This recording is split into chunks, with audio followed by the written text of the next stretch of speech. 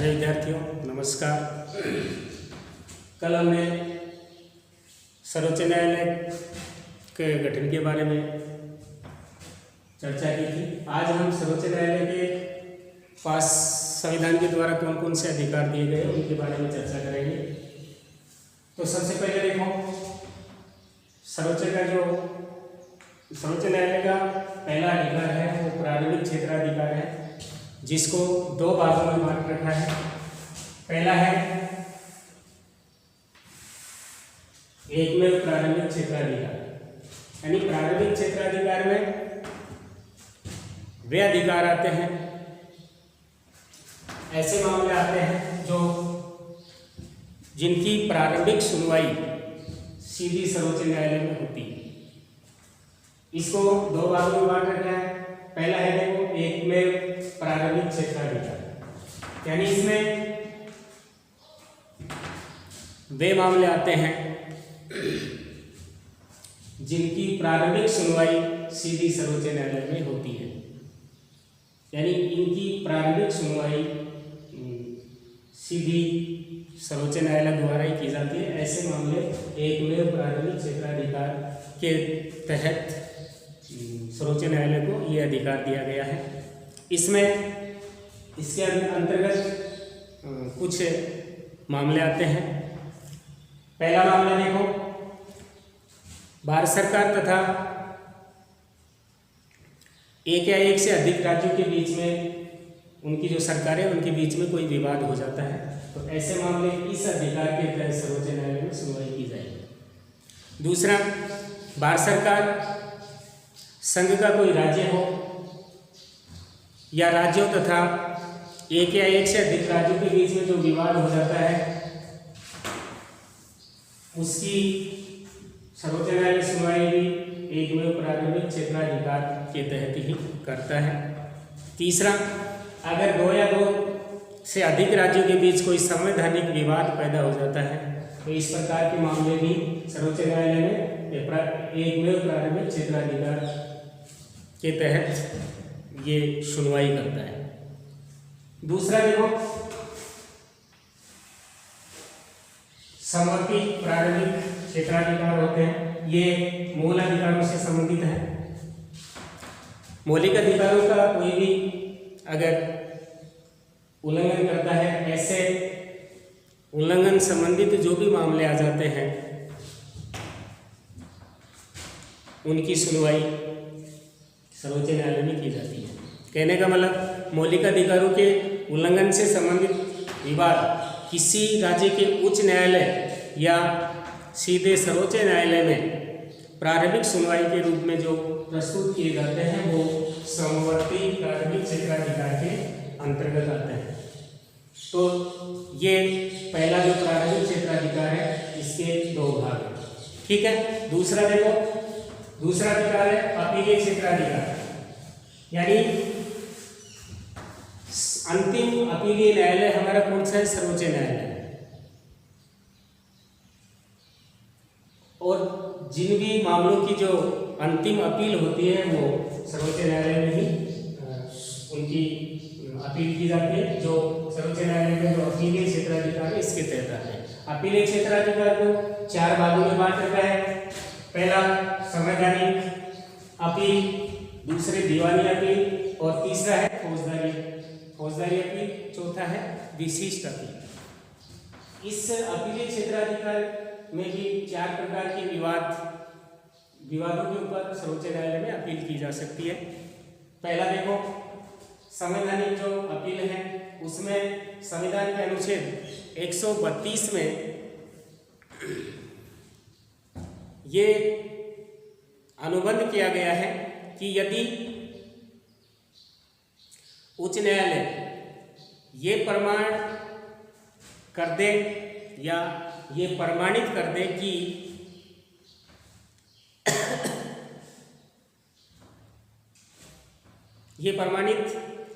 कि विवाद में संविधान की व्याख्या से संबंधित कानून का कोई महत्वपूर्ण प्रश्न निहित होता है, इस प्रकार के जो मामले हैं वो संवैधानिक अपीलीय क्षेत्राधिकार के तहत सुनवाई होती है।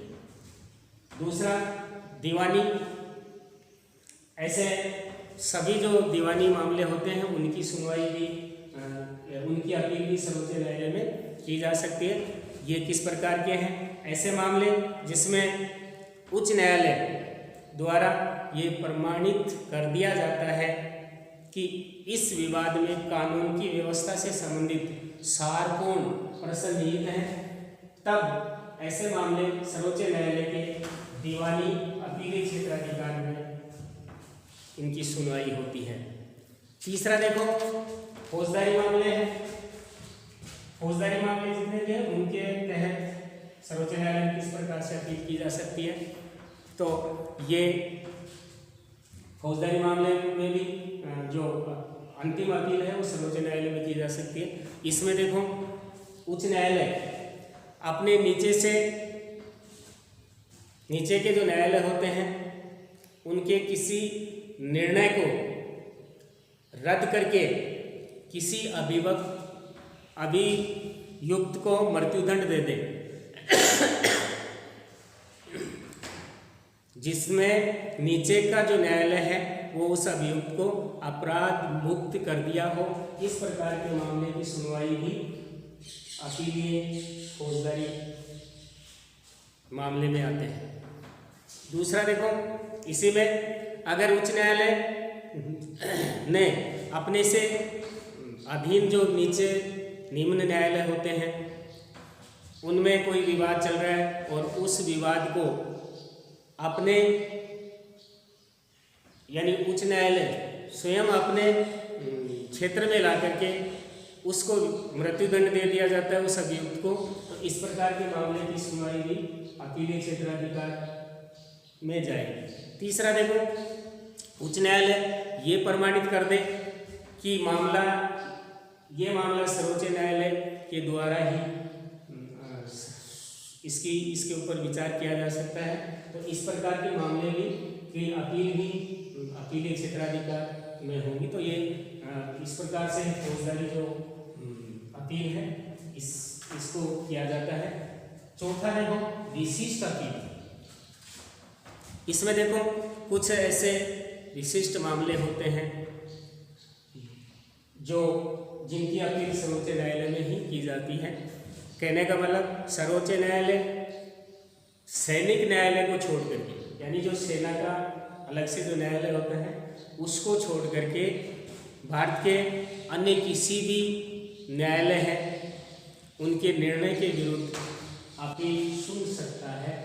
ये इस अपीलीय विशिष्ट मामले में आती है, सुनवाई जाती है। तो ये दो इसके अपीलीय क्षेत्राधिकार के 4 भाग हैं। तीसरा देखो पुनर्विचार संबंधी अधिकार। पुनर्विचार संबंधी अधिकार ये संविधान के अनुच्छेद 137 के अनुसार या 137 के तहत यदि किसी विवाद के संबंध में कोई नया तथ्य प्रकाश में आ जाता है तो सर्वोच्च न्यायालय अपना जो पूर्व निर्णय है उसके ऊपर पुनर्विचार कर सकता है। कहने का मतलब कोई पहले से मामला चल रहा है और उसमें कोई नया तथ्य आ जाता है तो ऐसी स्थिति में सर्वोच्च न्यायालय उस मामले के ऊपर पुनर्विचार कर सकता है। ये संविधान के अनुच्छेद 137 में उपबंध है। इसके बाद में देखो अभिलेख न्यायालय। चौथा जो इसका अधिकार है अभिलेख न्यायालय, ये संविधान के अनुच्छेद 129 में उपबंध है। इसमें सर्वोच्च न्यायालय को अभिलेख न्यायालय का स्थान दिया गया है। इसके 2 आशय हैं। इस न्यायालय के निर्णय सभी जगह साक्ष्य के रूप में स्वीकार किए जाएंगे तथा इन्हें किसी भी न्यायालय में प्रस्तुत किए जाने पर उनकी प्रामाणिकता के विषय में प्रश्न नहीं उठाया जा सकता। तो पहली बात तो इसमें यह है कि सर्वोच्च न्यायालय के जितने भी मामले हैं वो साक्ष्य के रूप में लिखे जाते हैं और इनके ऊपर कोई अवहेलना भी नहीं कर सकता है। दूसरा देखो, इस न्यायालय के द्वारा न्यायालय अवमानना के लिए किसी भी प्रकार का दंड दिया जा सकता है। कहने का मतलब इसके जो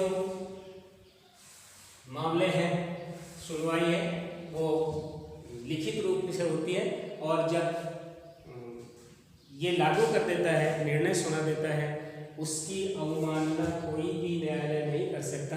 अगर कोई अवमानना करता है तो उसको दंडित किया जा सकता है। ये सर्वोच्च न्यायालय के अभिलेख न्यायालय का अधिकार है। पांचवा देखो, मूल अधिकारों का रक्षक। ये हमने शुरू से ही पढ़ते आ रहे हैं कि हमारा जो सर्वोच्च न्यायालय है वो मूल अधिकारों का रक्षक है कि कोई भी व्यक्ति अगर मूल अधिकारों का उल्लंघन करता है या केंद्र सरकार या किसी राज्य सरकारों के द्वारा भी मूल अधिकारों का हनन किया जाता है, इनके ऊपर अतिक्रमण किया जाता है, तो इसकी सुनवाई सर्वोच्च न्यायालय करता है। कहने का मतलब भारत का सर्वोच्च न्यायालय नागरिकों के जो मौलिक अधिकारों हैं उनका रक्षक माना गया है।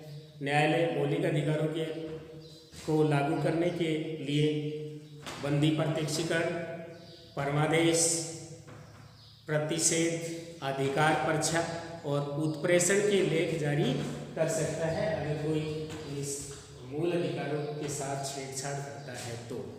अगला देखो, छठा है अधिकार संविधान का रक्षक। हमारे देश का जो सर्वोच्च न्यायालय है वो संविधान का रक्षक भी माना गया है, क्योंकि सर्वोच्च न्यायालय संविधान के संरक्षण का कार्य भी करता है। सर्वोच्च न्यायालय को कानून जितने भी बनाए जाते हैं सरकार के द्वारा, संसद के द्वारा मान लो या संसद के दोनों सदनों के द्वारा मान लो, तो अगर कोई कानून संविधान के अनुरूप नहीं है तो सर्वोच्च न्यायालय के पास ये अधिकार है कि उस कानून को वो जांच कर सकता है, जिसको कानूनों की वैधानिकता की जांच कहते हैं। ये शक्ति भी सर्वोच्च न्यायालय को प्राप्त है। अब अंतिम देखो, अंतिम अधिकार है इसका न्यायिक पुनरावलोकन की शक्ति। न्यायिक पुनरावलोकन की शक्ति ये अनुच्छेद 131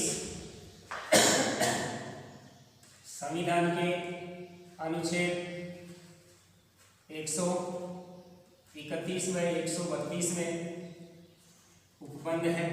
ये इस शक्ति में जो भी का प्रयोग किया जाता है।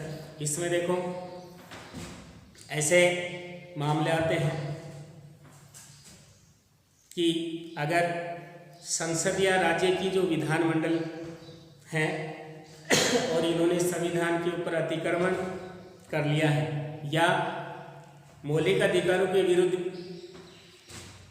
विधि का निर्माण कर देती है यानी कानून का निर्माण कर देती है, तो ऐसे कानून है या ऐसी विधि है उसको सर्वोच्च न्यायालय अवैधानिक घोषित कर सकता है। ये संविधान सर्वोच्च न्यायालय की न्यायिक पुनरावलोकन की शक्ति मानी जाती है और इस प्रकार से सर्वोच्च न्यायालय के ये प्रमुख 7 अधिकार हैं।